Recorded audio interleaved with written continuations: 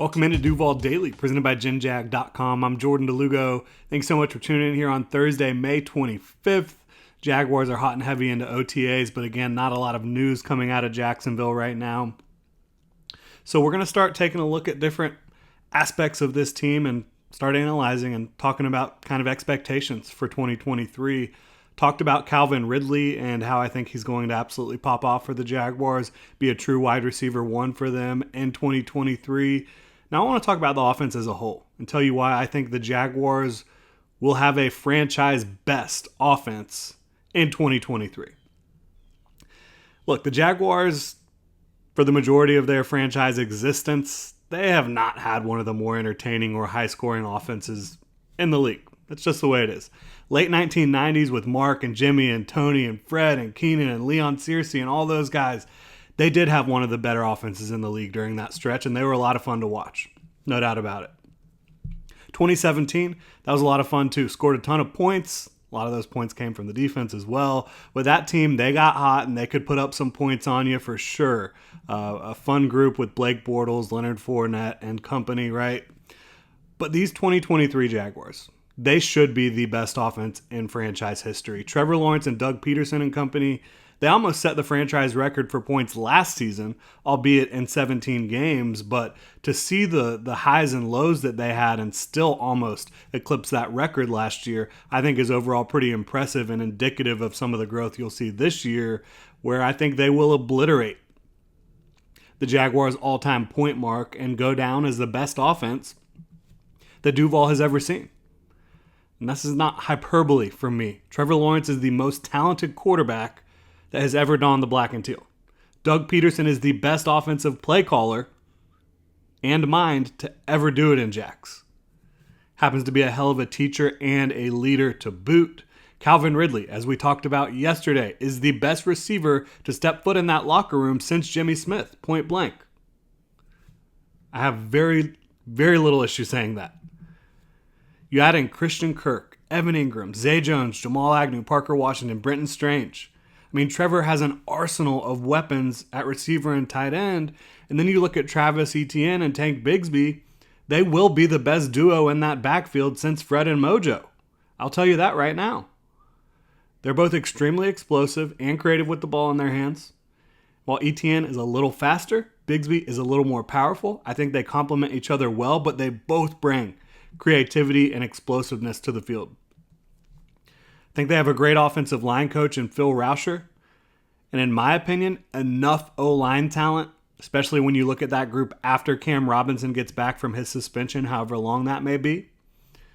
I do think if you wanted to nitpick, right? If you wanted to nitpick a group, offensive line is the group you could nitpick. But I do think they have enough depth. Again, they brought over Josh Wells. They brought in Anton Harrison in the first round. Of course, they lost Jawan Taylor to the Kansas City Chiefs.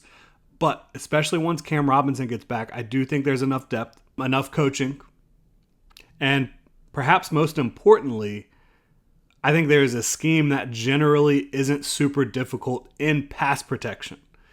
And look, Doug Peterson, Trevor Lawrence, they know how to get the ball out quick. Doug coaches it up that way, and Trevor can execute. They also employ a lot of shifts, motions, and other misdirection that just give defenses a little bit of pause and make it a little bit more difficult for them to pin their ears back. So while, in my opinion, the offensive line group is the most concerning group that there is on paper, my analysis leads me to believe they will not be prohibitive to having an excellent offense, which is exactly what I expect from the Jaguars in 2023. I think they'll be much improved from 2022 overall with the additions, like I mentioned, in Calvin Ridley, Brenton Strange, Tank Bigsby, Anton Harrison, of course, and primarily the growth of Trevor Lawrence in this offense going into year two in Doug Peterson's system. I think the additions will help them in short yardage. Brenton Strange, Tank Bigsby, Anton Harrison. I do think while it's unrealistic to expect Anton Harrison to perform at a level that Jawan Taylor was playing at in pass protection last year, I think Anton Harrison could absolutely play better than Jawan Taylor played as a run blocker in 2023. We'll see how it plays out, but that would not take much of a Herculean effort from Anton Harrison to outperform Jawan Taylor in the run game. So I think they will be better in short yardage, which was a deficiency for the Jaguars in 2023. And I think they will be better in third and long and just at passing in general. Again, the Calvin Ridley effect is going to be real. Trevor Lawrence's development in this offense is going to be real.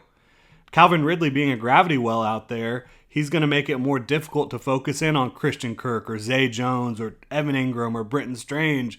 It's going to make it more difficult to hone in on the run when you've got Calvin Ridley who can separate with the best of them and catch everything thrown his way. So I think Calvin Ridley will be a gravity well that makes it more difficult for defenses to game plan and execute against the Jaguars. So I expect the Jaguars offense to be a thing of beauty in 2023. Will there be moments where maybe the offensive line doesn't get the job done or Trevor makes a mistake? Yes, absolutely. It's not a video game. Like, there will be mistakes, there will be bumps in the road, but I think when you look back at this 2023 offense, you're going to say that was the best offense the Jaguars have ever had. I think the stats will bear that out. I think it's going to be an offense you can remember fondly. And we'll see if they're able to keep this group together moving forward, right? Calvin Ridley, final year of his deal. Trevor Lawrence, obviously you're going to keep around in Jacksonville. You want to get that long-term extension done probably after the 2023 season. There's a lot of different things that can shake up, but I think making sure you're building around what Doug Peterson can do coaching and what Trevor Lawrence and Calvin Ridley bring to that football field is going to be critical moving forward. But for 2023, they've got the ingredients. I think that they are going to cook. If you enjoyed the show, please like and subscribe. Really appreciate your support. You can also leave a comment in the comment section on YouTube. If you want to check out some new Duval gear, we've got it over at genjag.com. Just dropped a pre-order for our Duval Big Cats t-shirt. You can check that out. Link in the description below. Thank you so much for tuning in, Duval.